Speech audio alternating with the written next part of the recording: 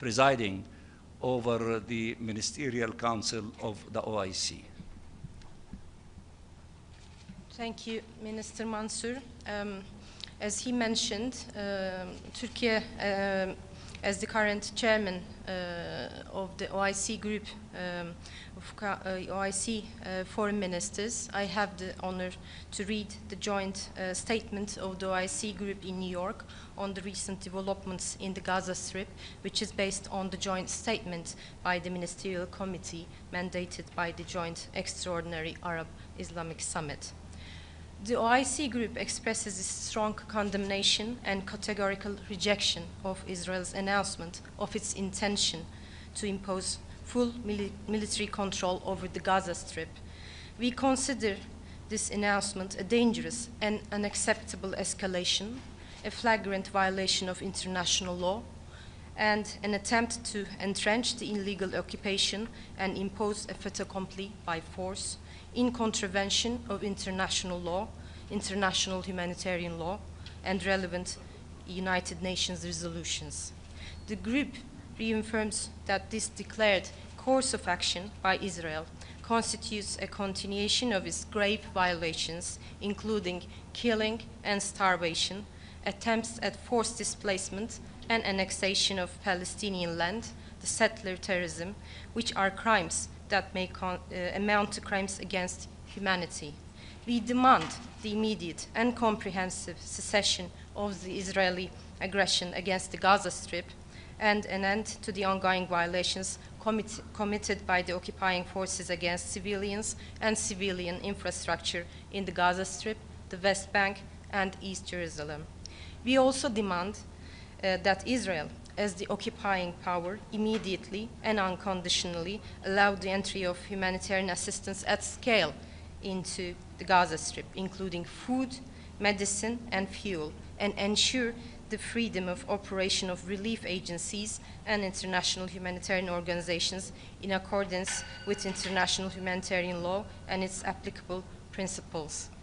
We reiterate our full support for the efforts undertaken by the Arab Republic of Egypt, the State of Qatar, the United States of America to achieve a ceasefire and reach an agreement for the exchange of prisoners and hostages as a fundamental humanitarian entry point to de-escalation, alleviating suffering and ending the aggression.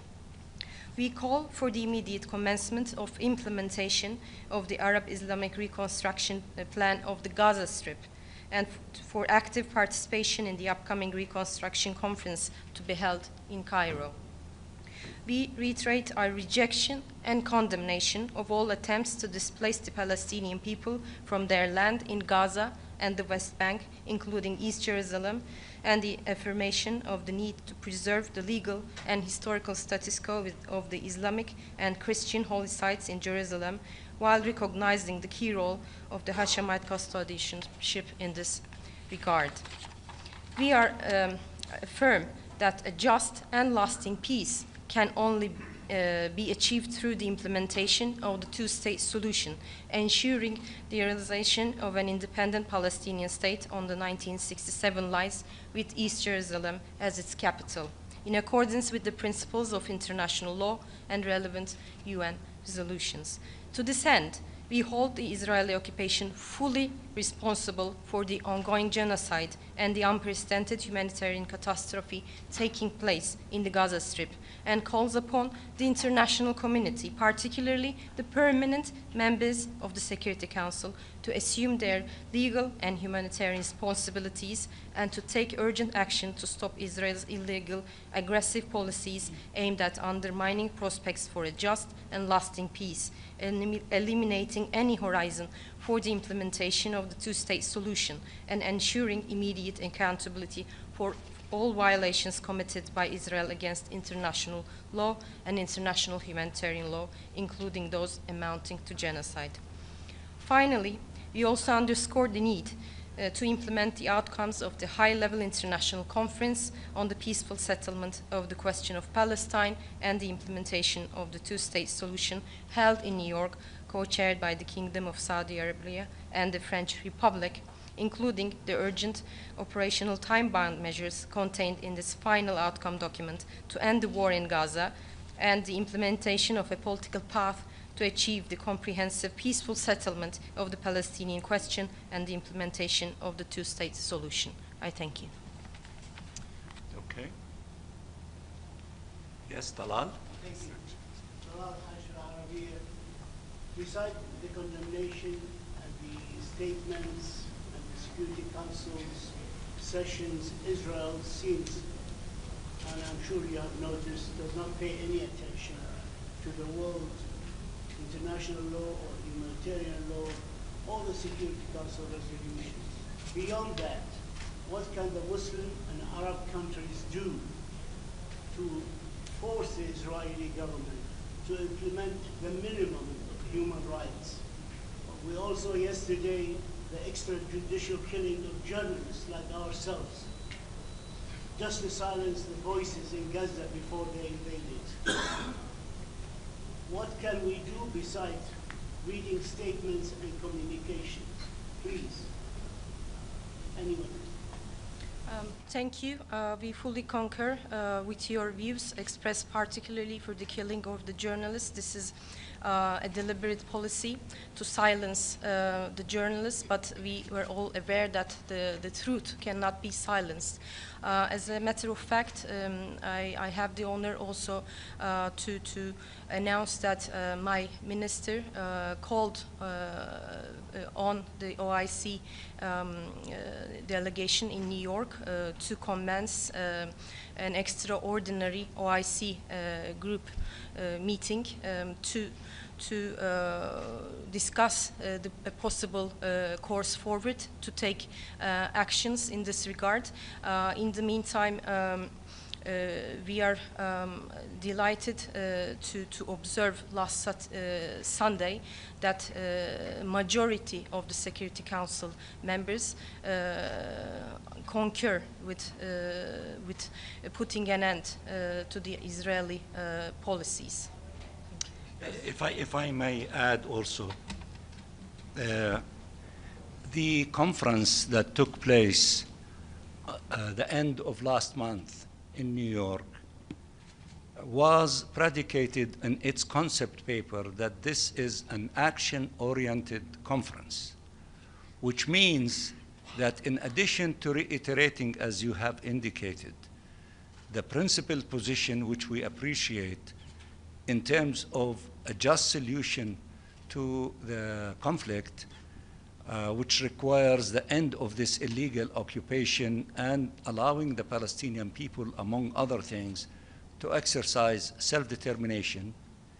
It requires practical steps by the institutions of the UN, including the Security Council, and it has to shoulder its responsibility, and we appreciate the relatively cohesion and unity by almost everyone in the Security Council demanding Israel to stop this, crime against the Palestinian people in the Gaza Strip. But that is also in itself is not enough. Therefore, we are asking these institutions to take further steps to force Israel to comply with its obligation, and the Security Council has tools available to it if they wish to act accordingly. But states in their national capacity can take also steps. I will give few examples of steps that have been taking place, not only from Europe, although Europe is important, because it has an extensive relationship with Israel, such as the European Union is seriously considering maybe suspending, if not the agreement on trade with Israel, but certain parts of it, and it has other tools available to it, so they are seriously considering that.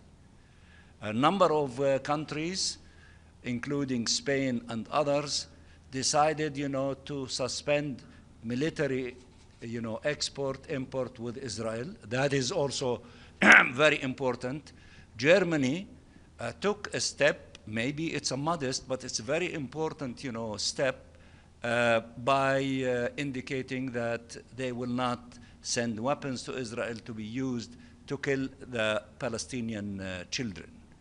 Now, on the countries of the south, my sister from Turkey forgot to say that early in this aggression, they took measures to suspend many of their trade relationship, with Israel and arms sales.